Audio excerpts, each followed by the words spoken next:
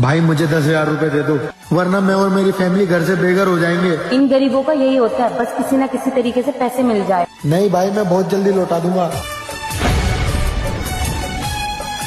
भाई तेरी फैमिली घर से बेघर हो गई, हम क्या करें? हम पे इतने पैसे कोई है जो लोगों की मदद करते फिरें? किसी ने कहा था कि मुसीबत में अपने दोस्तों को याद करना, लेकिन आज देख भी लिया, बुरे टाइम में कोई काम नहीं आता।